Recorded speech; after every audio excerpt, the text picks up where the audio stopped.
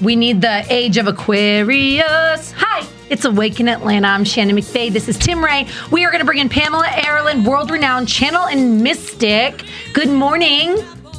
Hi. Hi. Pamela, good seeing you again. Wonderful. I tell you, I just love everything you're up to. And so tell us a little bit about the angel work that you do. You're so cute. I just love you, Pamela. Pamela, sign me in your book. Hey, listen, I had her on years ago, and it was a great show. Remember All right. that? And so tell us about what you're doing with the angels. And I love that you work with angels. Yeah. Yeah, I've been doing that since age 5. And I also work with a lot of different ascended masters, some of which people know as Jesus, but that's not the name he gives me. He gives me something else, Yeshua. Ooh. Yeah, a different name, more Arabic name. So I work with a bunch of different light beings. We call them beings of the Christ consciousness. Okay, so do you see that with the conjunction and the veil being thin, a lot of angels or the Christ consciousness are going to come over to the earth to kind of help us?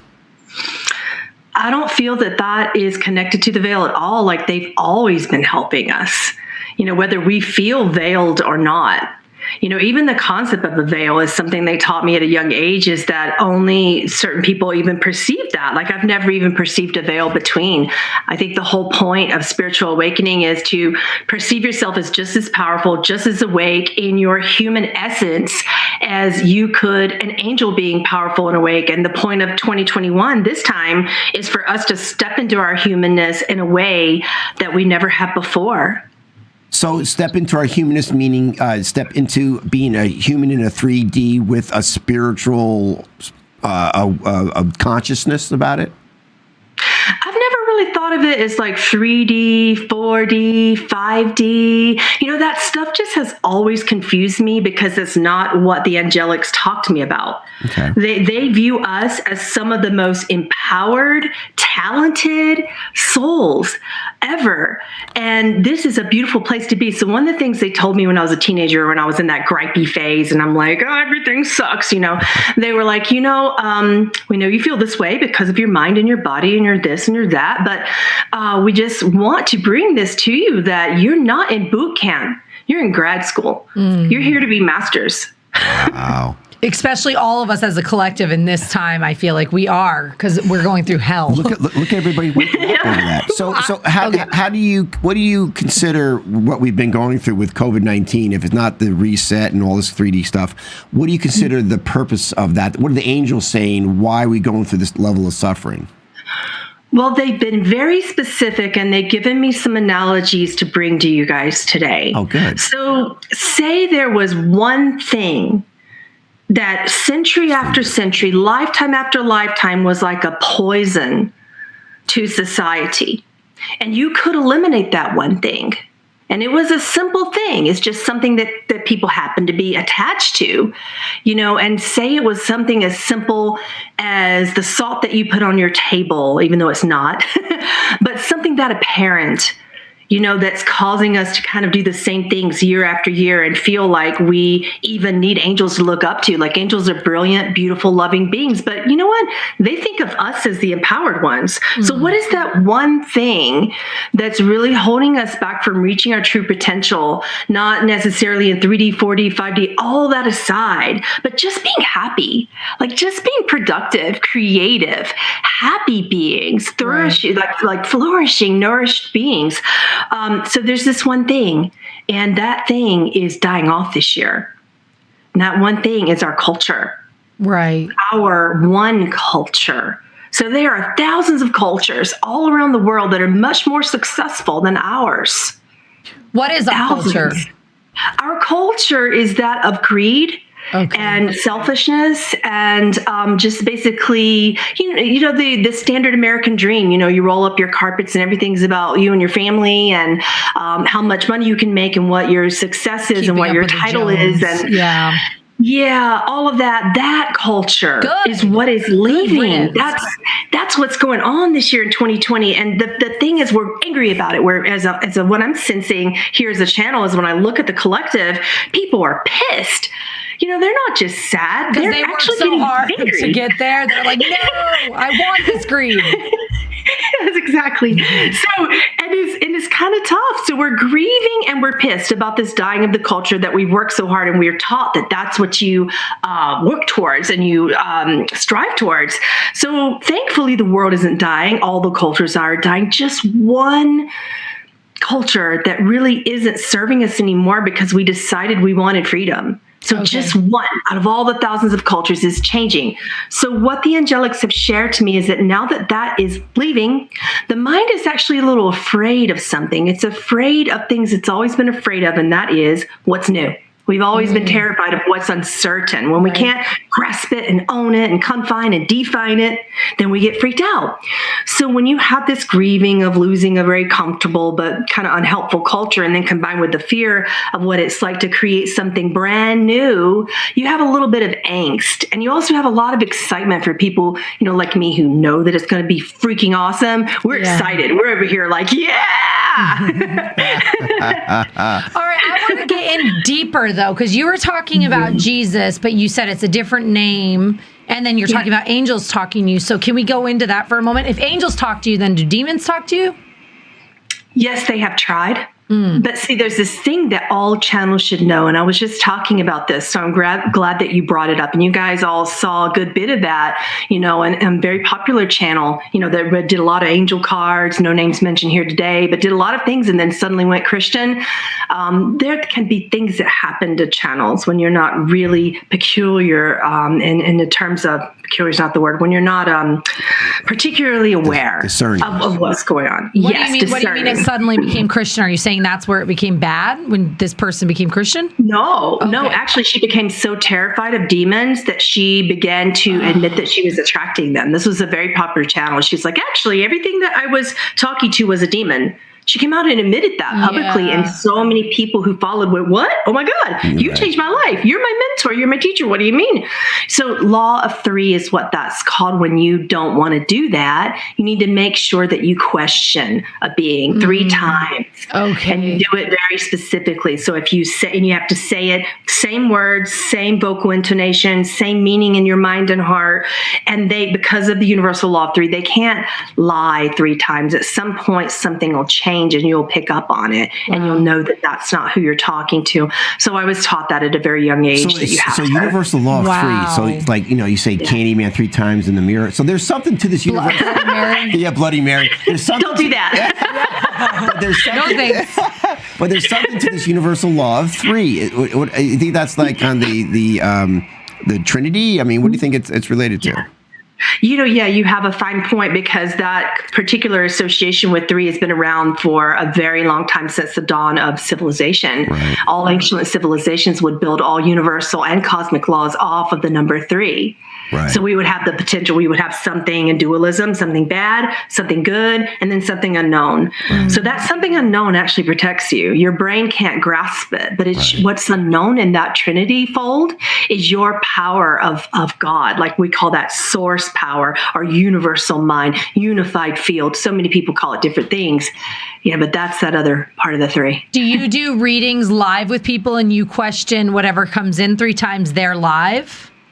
I do it in my mind before I even talk to them. I know who's going to show up, and I know generally what they're going to ask me. It's kind of a double-edged sword to be a telepath and a channel. Do you feel that I'm fearful right now for some reason? I'm afraid. Are you? Yeah. Are you? Talking about this makes me very uncomfortable. Well, I mean, I don't know why, but I'm feeling fear right now. Well, this is what I think about just religions, not just Christianity. Mine's probably because of Christianity. Yeah, I'm sure it is. Yeah. But this is what I believe is that, you know, they kind of do the all or nothing, because they, you know, why have to discern between whether you're talking to a demon or we're taught that it's bad to do anything like that. Yeah, but I think their intention is probably good, because like, don't even get messed with it, because you can probably screw it up. So just stay away from it altogether. Yeah. But the point is that that's our reality. That beyond our reality, that is the greater reality. That is the angels, and these are all entities out there, good and bad. And I think it does disservice to humanity. Hold on, does disservice to humanity not to learn how to find and discern and to realize what's going on, and to stay in ignorance because it's safer. That's why we're in the mess we are today with COVID-19 and all this crap with the New World Order, because we're all doing what we think safer, and we're not using our critical thinking to measure and learn and grow. You know, so I think it's I think you're onto something. I think we need to look at all the good and the bad, look at the shadow work, look at everything and say, okay, I am a powerful spiritual being. I could attract that or I choose not to attract that. But if I don't have a choice to because of fear, then I think that's going to attract that. Absolutely. Yeah. And you need to understand fear's a program. You said you were afraid, but that's not coming from you. And there's a way to really understand what is truth. There's a guideline to truth. Okay. No, probably not from what I can sense, but yeah. So there's a guideline to know what you're going towards. And that guideline is ask yourself, is this loving or is it helpful? That is your guideline to know what is true. So it's not actually helpful for you right now to feel that fear because you're not in a space of danger, right? So our brain can actually be very helpful. It's programmed that way, fight, flight, or freeze, correct? Yeah. So you let your brain work for you and just be like, oh, is this helpful? Absolutely not. It isn't. Yeah, I think what threw me off, and this is just the legalism background of Christianity and the danger sometimes of the church, is when you said, it gives you another name than Jesus. So immediately I thought, oh my God, then it's a devil, like it's a demon talking to her. Well, let's talk about that too, because that is like the only thing that we're programmed to know. Yeah. But is Christianity the actual oldest religion that spoke to the Christed beings? Absolutely not. Right. If you think about the Nag Hammadi and the Gnostic text that was coming through with a lot of knowledge about Jesus, that was there. There's so many other things that write about Jesus. So why do we pinpoint truth to being one book? Yeah. One place. I agree with that. I do agree with that. Yeah. So let's talk about, because my contention is that aliens and angels are the same. Good aliens, good angels, bad angels. We just call them different experiences. And I just think that they've been involved in the DNA manipulation, whether positive or negative, over the history of time.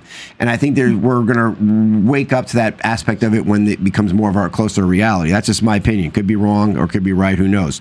But when we talk about people like Archangel Michael, for example, he seems to have a distinct personality than Archangel Azrael or Archangel, who else you got there? Archangels. I forgot all. Michael. Anyway, Michael. So, they seem to have different distinct personalities. So it's a personified energy, I would say, at this point, right? So you want to go through the list and maybe talk about what the purposes are and how they actually can help so many people all at one time? Well, let's talk about where you started, which is what a being that I channel called Ra talks about that as being the universal game of life is what he calls that. So what that is we pretend to fall. Ra's not really. Ra was initially Venusian, but now is on a council of like so many different experiences that there is no like one galactic race that can be attributed towards the ancients. But Ra speaks to some channels these days, and I believe that his original channel was probably the most accurate. The books are incredible. She's incredible, and she's passed now. But he talks about everything that you just brought up to light, with being this fall, this alleged dualistic game of having to choose between good or bad as if there's no other thing out there. Right. So angels can go through that. Most of the time they choose not to, but primarily what happens is all other types of beings experience 3D and we think we're the only ones, and then if we view something where someone has mastered the third density experiencing, we call that an angel, when it could just be more of a fifth or sixth or seventh density experiencing extraterrestrial being. So there's a difference between beings who have mastered the third density game and an angel. Oh, that's so interesting. So is that like reincarnation? Like the people that mastered it, they've been reincarnated a lot, so they kind of understand life? Or does that they do tend to do that? I think Ra calls that the harvest. I hate that word. It kind of freaks my fear comes in. Sorry. But I like ascension. That's a fine word as well. I like the word ascension. I kind of made that up. As opposed to like floating into the ether somewhere. We kind of go deeper into our bodies and our reason, because the pragmatic force in nature here is if we were meant to kind of float away and be bodiless and have all these surreal experiences all the time, we actually wouldn't be here. We're meant to bring those angelic forces into our earthly experience. Heaven on earth. So Ra says that we kind of made this choice to kind of be less dense and then bring light into that. So And interesting. that's an incredible Can thing. we all do that? Do we all have the power to tap into that Absolutely. ourselves? How would one absolutely. go about that? Yeah. I'll give you some tips here. It's okay to like have a bunch of different teachers and to believe a bunch of different things. But my most simple tip for, awakening people right now is to trust yourselves, and to stop trying to be somewhere other than where you are. Ascension isn't about, trying to be like the angels. They're actually trying to be like us. Like if you were the star football player on a team right now and you had all these fans, just cheering for you, Oh. it's like that. Like they're the That's fans and we're the sweet. star players who have decided to do something really powerful and, by the way, difficult. What we're doing is difficult. Angels don't do it for a reason because it's hard, and they don't like it. So we are the people they're rooting for. We don't give ourselves enough credit because it's not easy to be like them, a spiritual. Who knows? We could all be spiritual masters and whatever we were, and to choose to forget all of our powers and to live and survive in this density world, and where we can't connect our sense of power, or at least we not have been able to collectively, and to navigate in this world and to figure these things out. It's not easy. It's not easy being a human and with a spiritual connection. But do angels ever decide that they want to come to Earth and be a human and do the human experience? Like, could I have been an angel? She devil. No. No, seriously though. Because how do we get here then? When we ascend, where do we go? Do we come back? And can angels decide to come to Earth and live a human experience? Are there powerful angels here acting as humans? Yeah. We call those earth angels. Earth angels. But That's a they're good real song to play, angels? Tommy. They're real angels. They're just having a really different experience to decide to even forget any of that. But the thing is, they have a difficult time and they're not exactly what you think. We're not what you think. So basically what that looks like is we come in and we have this really dense experience that's hard. Like some angels have abusive situations, drugs, like physical illnesses out the wazoo. Like it's actually harder to do that. Okay. So you believe in angels, and or you have experiences with angels. So how do you explain to somebody who's new to this and saying that there's a the Christ energy versus Christ who has lived on earth, and I mean because most Christians, let's just say Christians for the most part, don't understand Christ energy. They think that's devil, demon stuff. No, we don't. Christ is Jesus. I know, but I'm talking about they understand the energetic aspect of Christ energy. They see Jesus Christ as Jesus Christ, and that's not his last name, but yeah, they see it very simplified.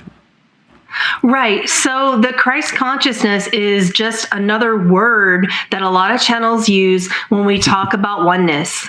When we talk about beings that are pure love, that's all that we mean. So we don't mean just Jesus. We mean Buddha, we mean all the beings that have, some of the yogis in the East. We mean all of the beings who have exemplified love and have walked upon the earth to do it. That's all that we mean. It's interesting, though, that you guys do call it Christ energy, because Christ is the one true God, and like the Trinity, the Father, the Son, the Holy Spirit. So it is interesting even hearing people like, it's not called Buddha's energy. Right. Why don't you call it Buddha consciousness? Or Amen consciousness. Or Mohammed. Well, you know what that is because that's what we know. We only use words. Words are very limited. And if the majority of the world knows the Christed energy, the angels will say, okay, you better use that because that's all they know.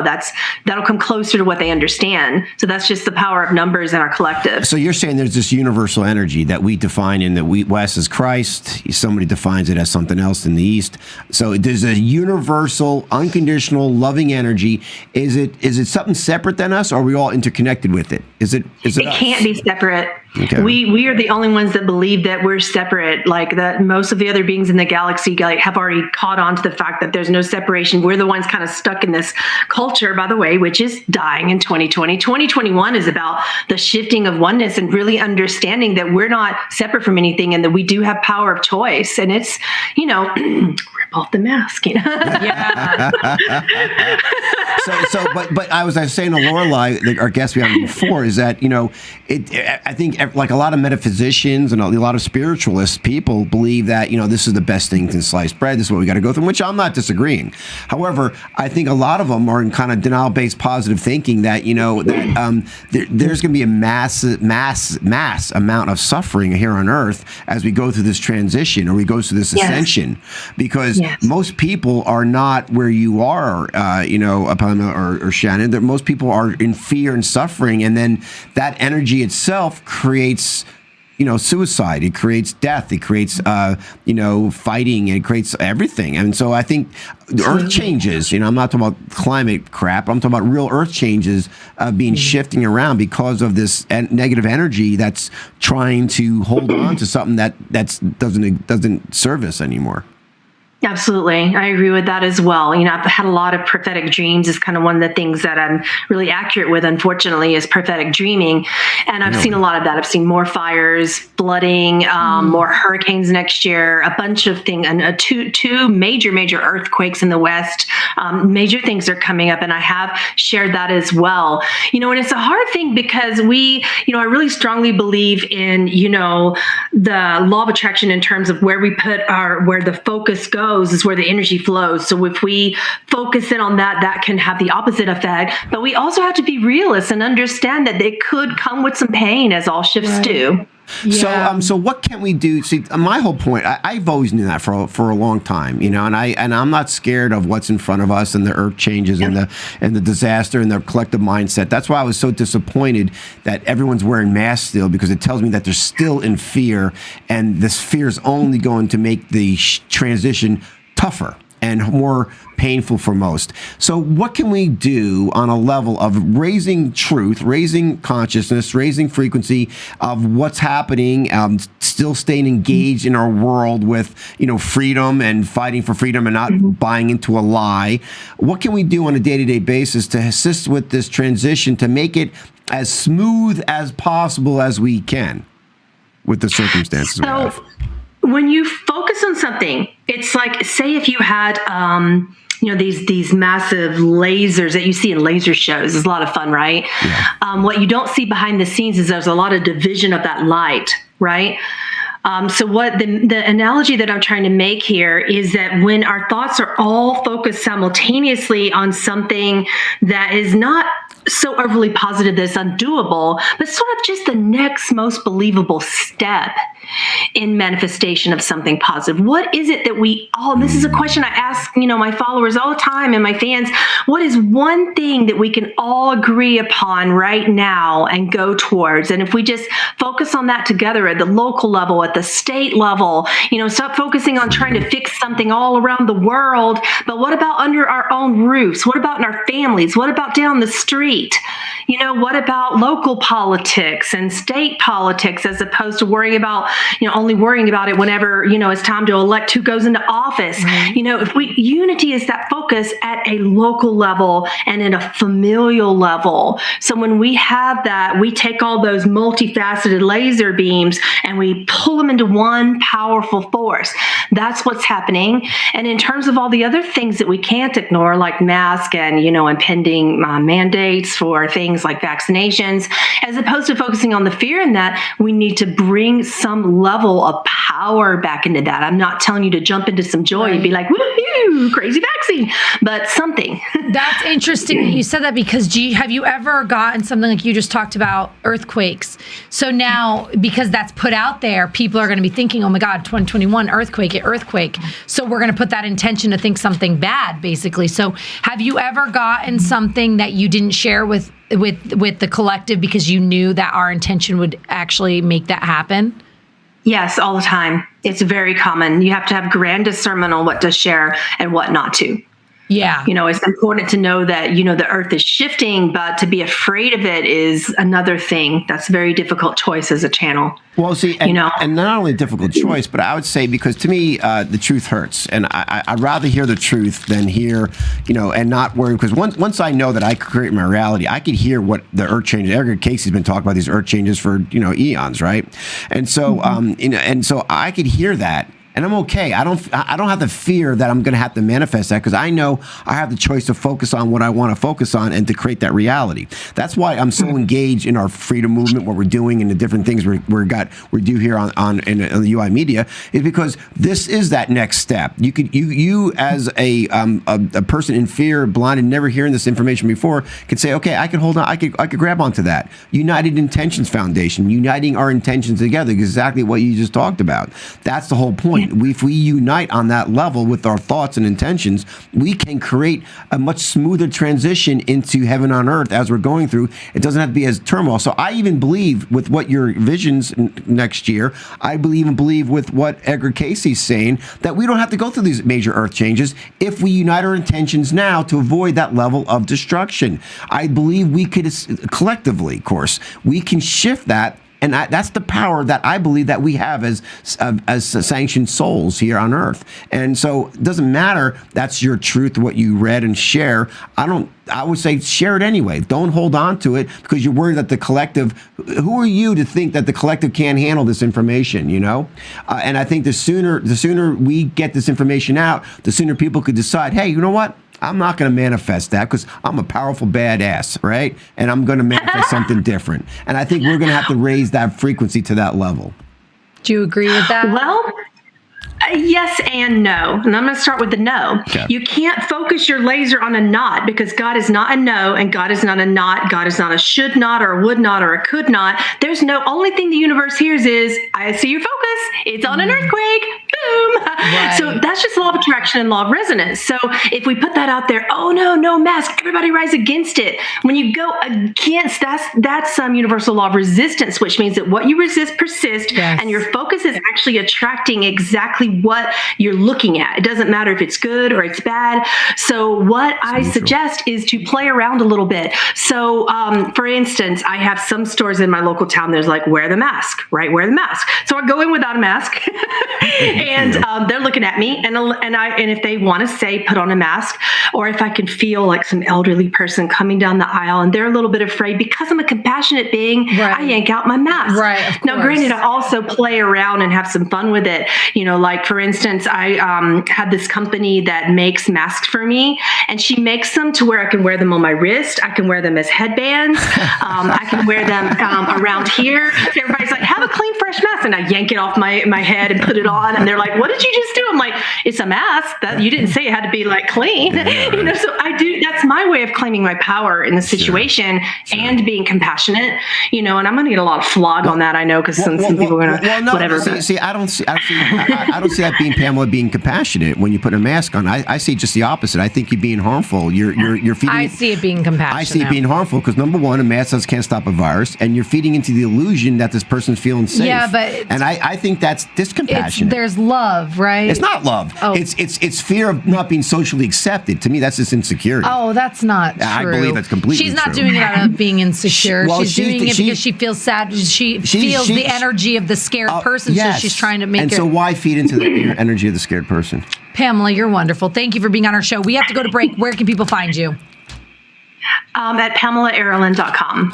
Pamela, you are fantastic. Really, I love your information here, and Yes. this needs to get out more so because you look at the energy and angels from a real. You're blending the metaphysical and the angelic aspect together, and I think that's probably the closer to reality than anything. So I think it's wonderful. Thank you, Pamela. And I want to talk to you more because I really want to learn. I've been hungry to learn so much. I want to get out of my whole box of what I've taught myself and what the church has taught me. So people like me need to go and look you up so we can all learn. Well, I've got a massive Patreon channel full of classes, and it's very, very cheap, you know, so you guys can get hundreds and hundreds of classes and stuff there and channelings and whatnot. And that's what again? What's the website?